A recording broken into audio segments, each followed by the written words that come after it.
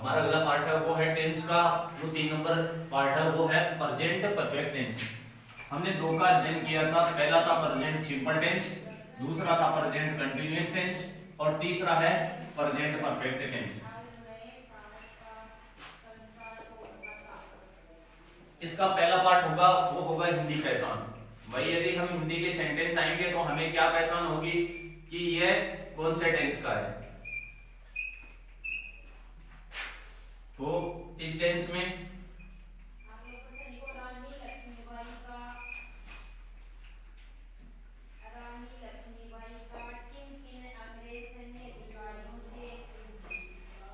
इस टेंस में हिंदी वाक्यों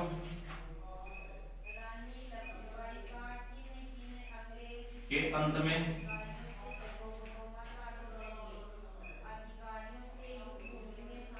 चुका है, चुकी है,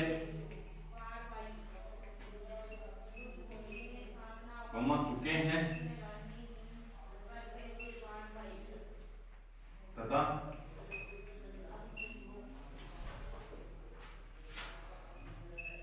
यह है, ई है,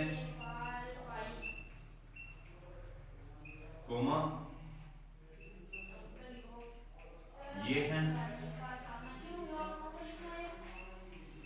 आदि आते हैं। इस टेंस में जो हिंदी के वाक्य होंगे उन वाक्यों के अंत में क्या आएगा? चुका है, चुकी है, चुके हैं, या है, ई है, ये है। ये इसकी हिंदी पहचान होती है। उसके बाद में आते हैं एडवर्ब। एडवर्ब क्या होती है? एडवर्ब होती है yet, just, recently, already,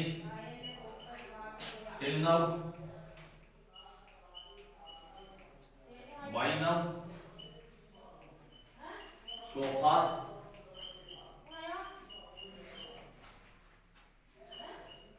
this morning,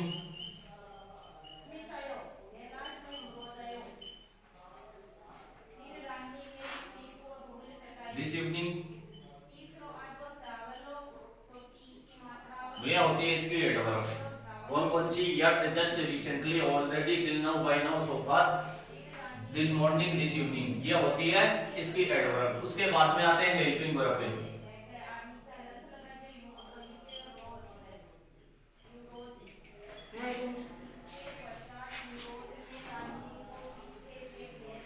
उसके बाद में आते हैं हेल्पिंग वर्ब पे। अब देखो हेल्पिंग वर्ब क्या होती है।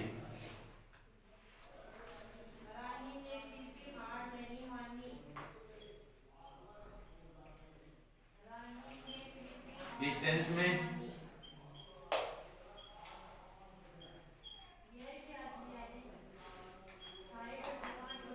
सिंगुलर सब्जेक्ट के साथ हैज तथा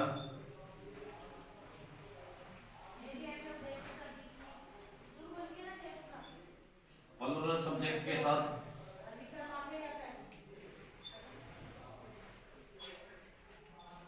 हैव,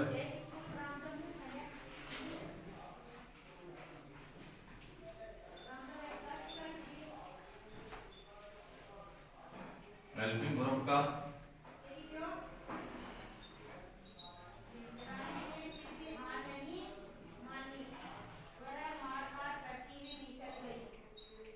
हेल्पिंग वर्ब का प्रयोग किया जाता है।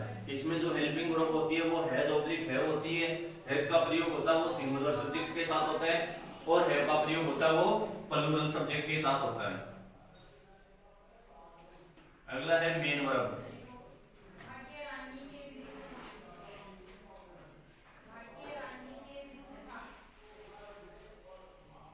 इस टेंस में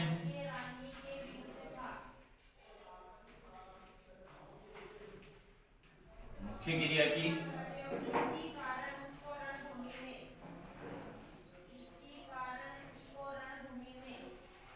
थर्ड फॉर्म का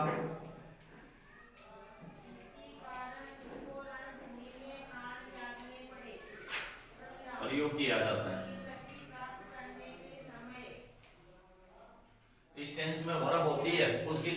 का प्रयोग किया जाता है। आप दोबारा देखो, इस टेंस में जो हिंदी पहचान होगी वो होगी चुका है, चुकी है, चुके हैं, या है, कोमा ये है, कोमा ये है।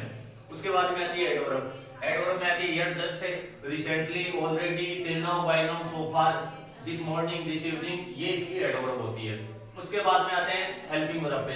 हेल्पिंग वर्ब होती है इस टेंस में जो सिंगुलर सब्जेक्ट होता है उसके साथ क्या किया जाता है, हैज हेल्पिंग वर्ब का प्रयोग किया जाता है, तथा प्लूरल जो सब्जेक्ट होगा, जिस प्रकार से दे है, वी है, यू है, या प्लूरल नाउन है तथा आई है, उनके साथ क्या किया जाता है, हैव हेल्पिंग वर्ब का प्रयोग किया जाता है।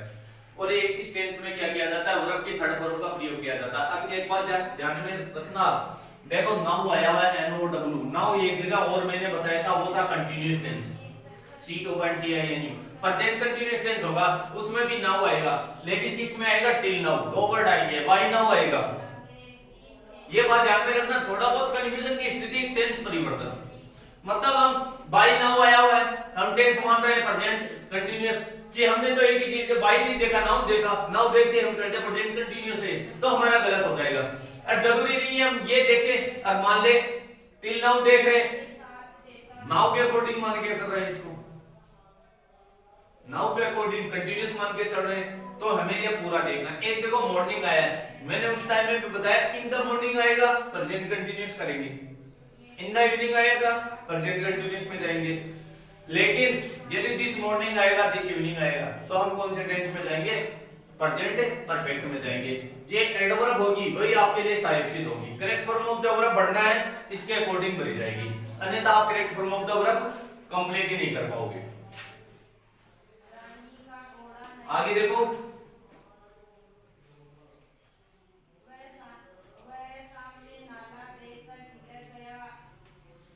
Affirmative sentence.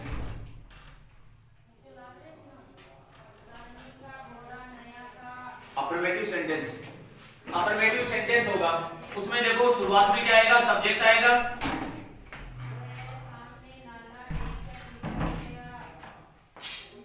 Has oblique have,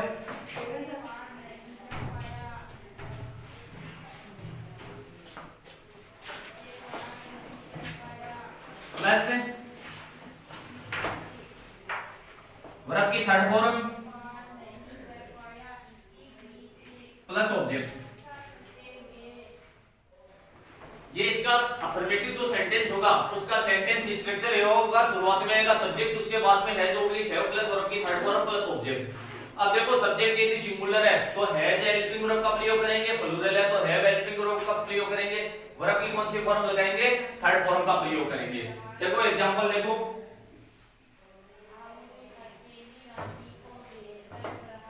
वह खाना खा चुकी हो, की है, वह खाना खा चुकी है, तो शी हैज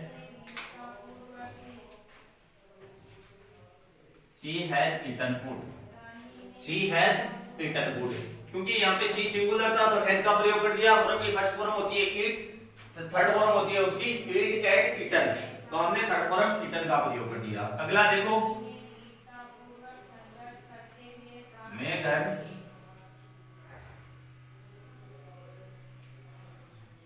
मैं घर पहुंच चुका हूं,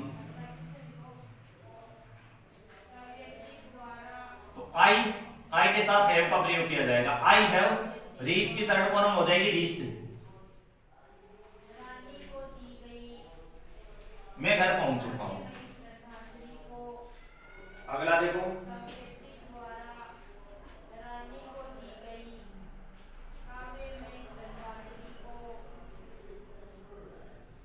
गृह कार्य,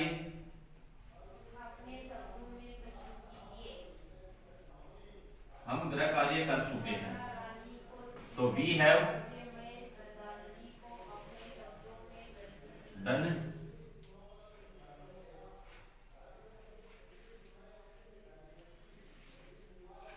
we have done homework, we have done homework.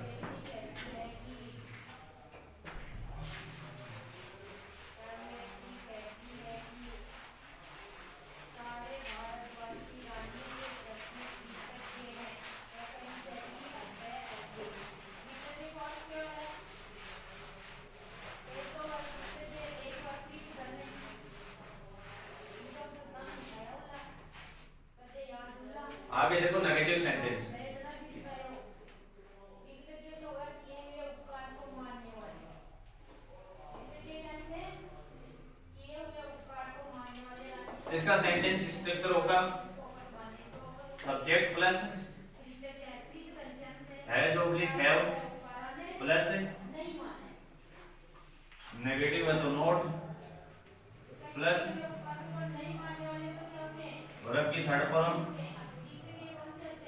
Plus object, ये होगा। अब इसको करेंगे तो ये इस प्रकार से होगा। इसके एग्जांपल वह फुटबॉल नहीं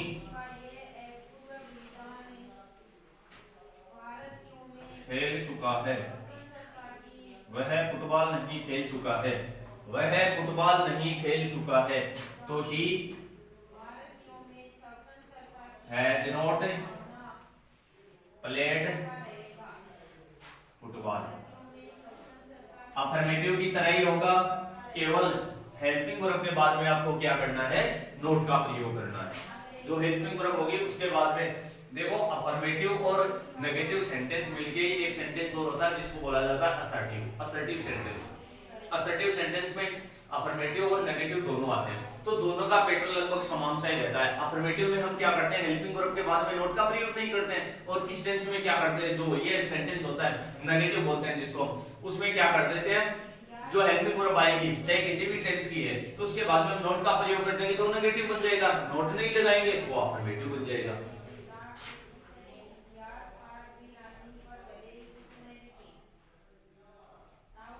अगला देखो, तुम कपड़े नहीं धो चुकी हो, तुम कपड़े नहीं धो चुकी हो, तो यूं have not washed clothes, you have not washed clothes, you have not washed clothes, you के साथ, क्योंकि देखो ये बात मैं पहले भी बता चुका हूं कि यू होता है उसको इंग्लिश में तुम चाहे वो सिंगुलर के लिए हम प्रयोग कर रहे हैं चाहे प्लूरल के लिए प्रयोग कर रहे हैं, लेकिन यू को सदैव क्या माना जाता है, प्लूरल ही माना जाता है। हम उसको क्या नहीं मान सकते, सिंगुलर नहीं मान सकते। यदि हमने उसको सिंगुलर मान लिया तो इसका मतलब हमारा क्या हो गया, सेंटेंस गलत हो गया। यू को सदैव ही क्या माना जाता है, प्लूरल में। सबसे ज्यादा अपवाद रहता है यू में। जैसे मान लो कि बहुत ज्यादा स्टूडेंट्स ऐसा सोचते हैं कि मैं किसी को बोलूं कि तुम एक विद्यार्थी हो, तो उनके जहन में एक विचार आएगा तुम एक विद्यार्थी हो, मतलब मेरे एक को बोल रहे हैं तो इसका मतलब मैं तो सिंगुलर हूं। लेकिन यू सदाई क्या होता है, प्लूरल होता है। एक होता है आई, आई में थोड़ा अपवादित रहता है, क्यों आई के साथ कहीं पे तो क्या होता है, सिंगुलर की हेल्पिंग वर्ब प्रयोग की जाती है, कहीं पे प्लूरल की जाती है। अब देखो वाज वर्ब कंटीन्यूअस में जाएंगे तो वाज वर्ब में से वाज का प्रयोग किया जाता है, वाज का प्रयोग सिंगुलर के साथ होता है। लेकिन on the other hand have में आएंगे तो हैव प्लूरल के साथ की जाती है, लेकिन आई के साथ हैव का प्रयोग किया जाता है। प्रेजेंट सिंपल में आएंगे डू डज हेल्पिंग वर्ब का प्रयोग किया जाता है, तो आई के साथ हम डू का प्रयोग करेंगे ना कि डज का। तो थोड़ा बहुत अपवादित रहता है, कहां पे क्या किया जाता है, कहां पे। ये बात आपको नोट करनी है कि सिंगुलर होगा भाई, जो यू है वो सदैव प्लूरल रहेगा, और जो बाकी है जैसे मान लो कि आई है उसमें थोड़ा बहुत अपवादित रहता है। कई जगह वो सिंगुलर की हेल्पिंग वर्ब प्रयोग की जाती है, कई जगह उसके साथ क्या की जाती है, प्लूरल की हेल्पिंग वर्ब प्रयोग की जाती है। और है जो बाकी सी है, ही है, ये सिंगुलर नाउन है तो वो सिंगुलर ही है। बाकी दे है, वी है, ये सभी प्लूरल है तो ये प्लूरल ही रहेंगे, कभी सिंगुलर के साथ प्रयोग नहीं की जा सकती।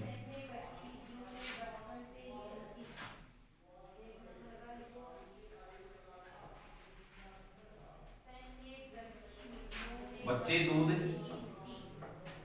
नहीं पी चुके हैं,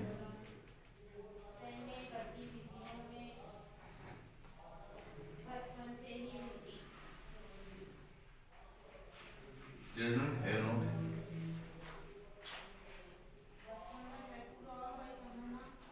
drunk milk, children have not drunk milk। अब उसके बाद में आते हैं इंटेरोगेटिव सेंटेंस।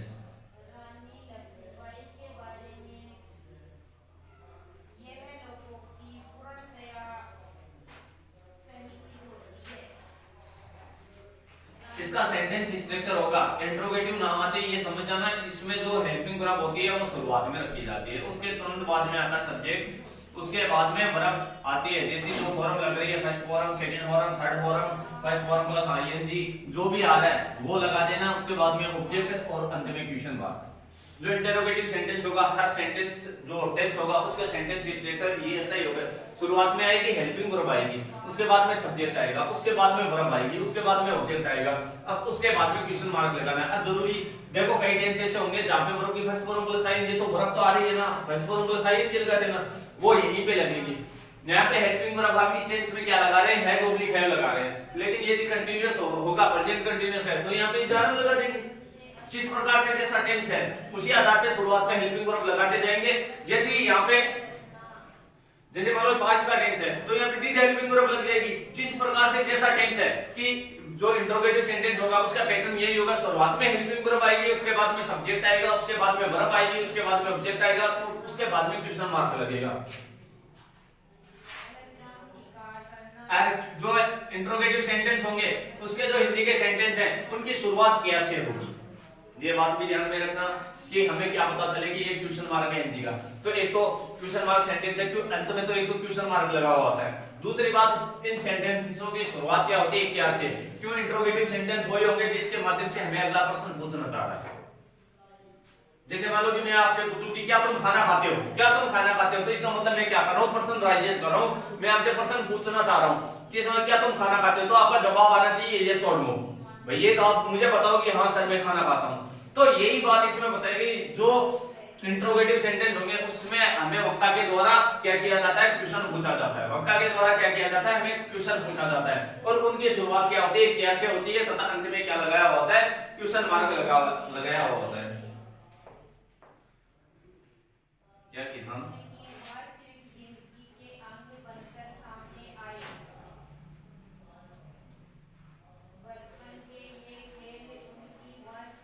क्या किसान खेत जोत चुके हैं,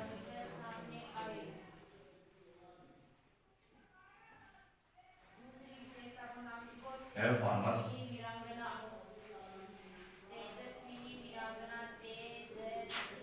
फ्लावर्ड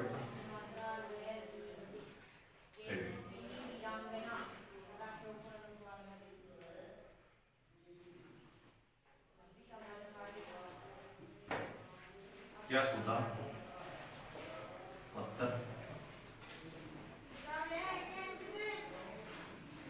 क्या सुधा पत्थर लिख चुकी है,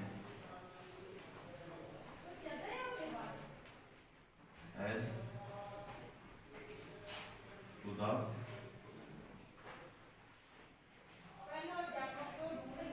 written a letter,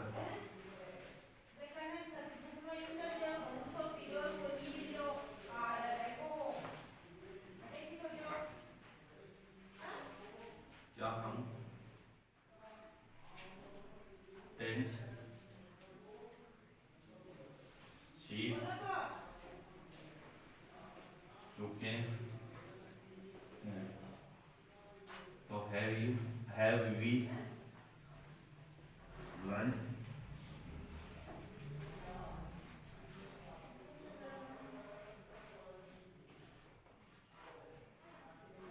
learn the things.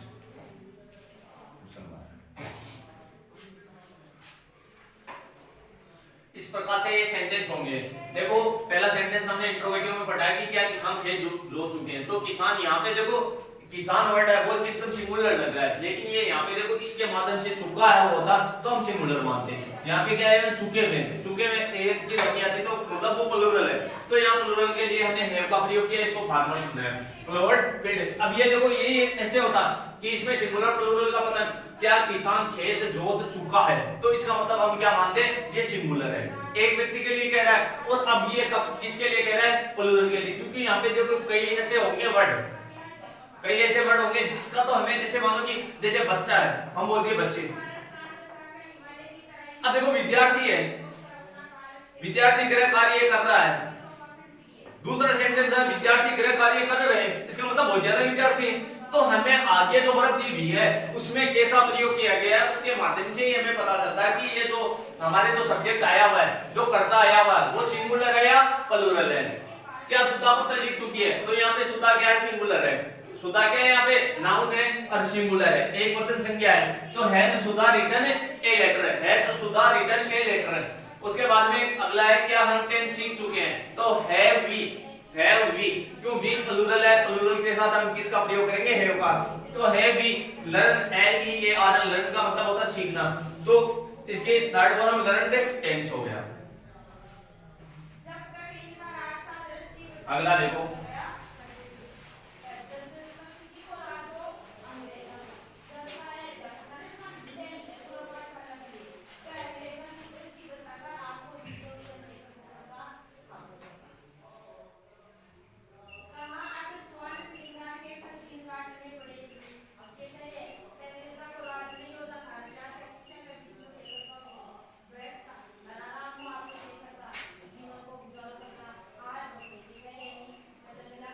Negative interrogative sentence.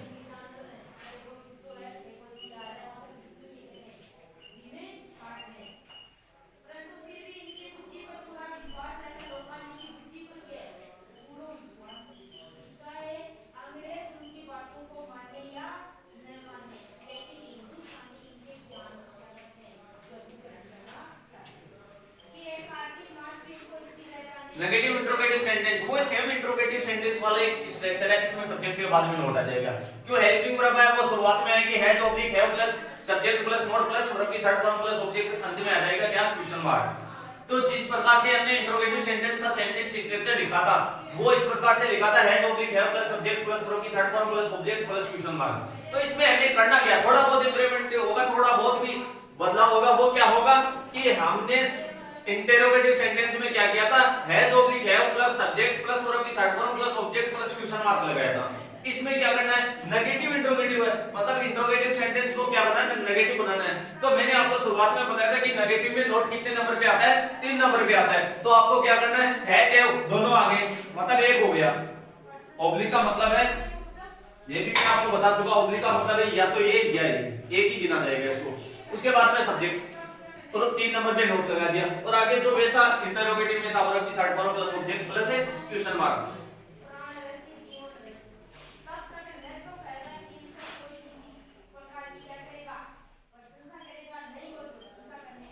क्या मछुआरा? मछली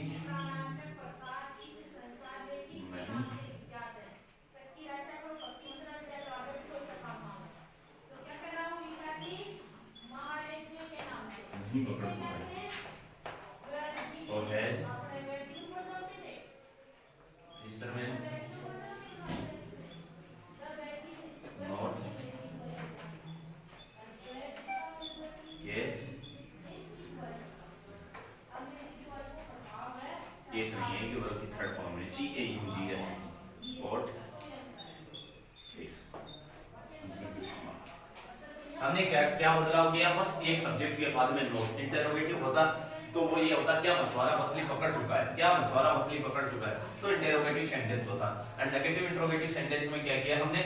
नोट का प्रयोग किया, क्या मछुआरा मछली नहीं पकड़ चुका है। इंटरोगेटिव होता तो क्या मछुआरा मछली पकड़ चुका है, तो नोट का प्रयोग करते ही हमने क्या किया? सब्जेक्ट के तुरंत बाद में नोट का प्रयोग कर दिया।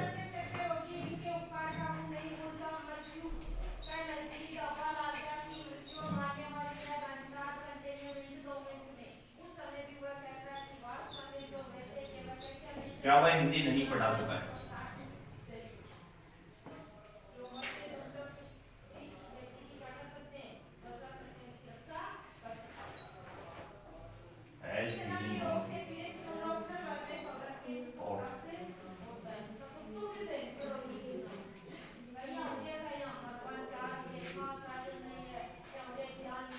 क्या वह हिंदी नहीं पढ़ा चुका है? तो has he not taught, T A you ji H T.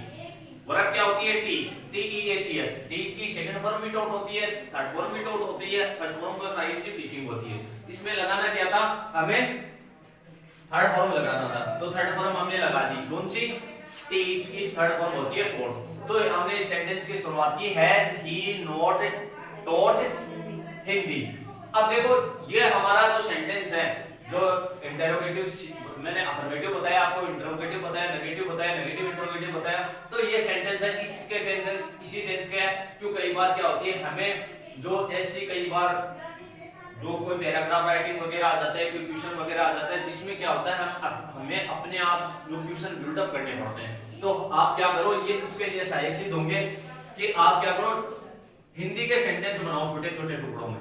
मतलब जो स्टोरी आई हुई है, कोई स्टोरी आपकी बुक में चल रही है, इंग्लिश की बुक में, उसमें से क्वेश्चन आ गया, तो उससे स्टोरी का आपको हिंदी अनुवाद पूरा याद है, जो इंग्लिश में क्वेश्चन लर्न नहीं है, तब ये बहुत सहायक सिद्ध होंगे। क्यों? क्योंकि छोटे छोटे सेंटेंस बनाते जाओ और उसका इंग्लिश में ट्रांसलेट करते जाओ।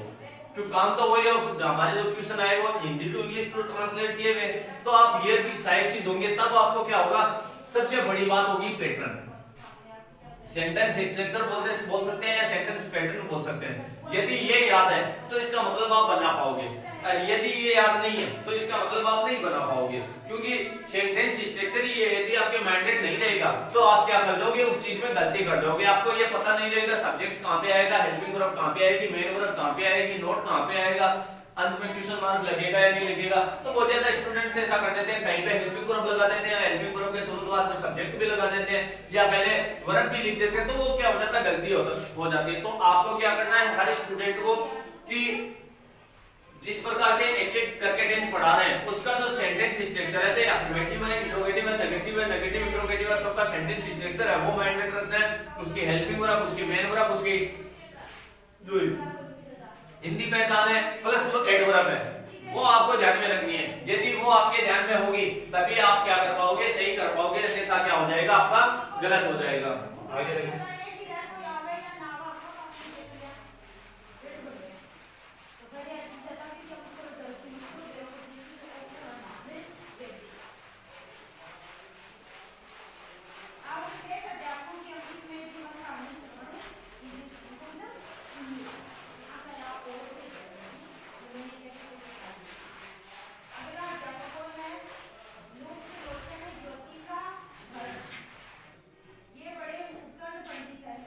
अब देखो इसमें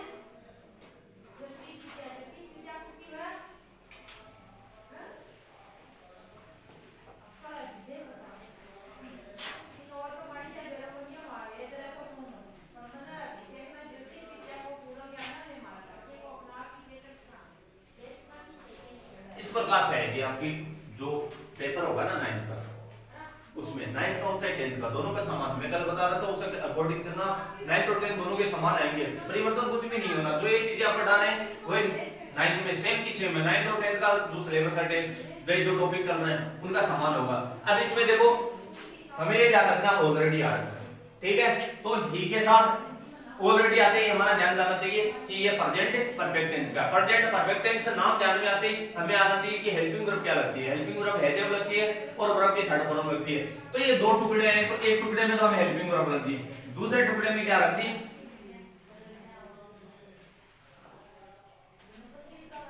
वर्ब की थर्ड फॉर्म रख दी। क्योंकि ही के साथ हम किसका प्रयोग करेंगे, हैज का प्रयोग करेंगे, हैव का नहीं कर सकते। तो ये बात आपको ध्यान में रखनी है। यदि इसमें आपने गलती कर दी तो इसका मतलब आपका गलत हो जाएगा।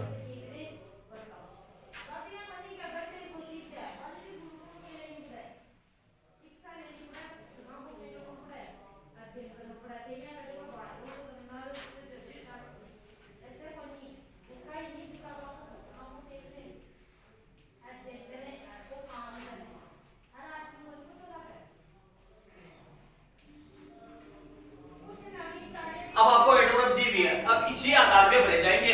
अब जैसे मान लो कि हम तो फिर जो एग्जाम में बहुत ज्यादा स्टूडेंट है उनका जो हिंदी ट्रांसलेट कर करके भरते हैं वो गलत हो जाएगा। ट्रिक ध्यान में रखना, बस ये आया देखो वर्ड, कोई ध्यान में हिंदी अनुवाद लगाने की कोई जरूरत नहीं है। रिसेंटली आया हुआ है, एडवर्ब आई हुई है भाई, रिसेंटली एडवर्ब प्रेजेंट परफेक्ट में होती है, इसका मतलब प्रेजेंट परफेक्ट में हैज ऑब्लिक है प्लस वर्ब की थर्ड फॉर्म लगती है। तुरंत आई सब्जेक्ट पे, सब्जेक्ट है यूं, यूं होता है प्लूरल, प्लूरल के साथ हमने क्या किया, हैव हेल्पिंग वर्ब का प्रयोग कर दिया, वर्ब की थर्ड फॉर्म कम की, थर्ड फॉर्म कम ही होती है।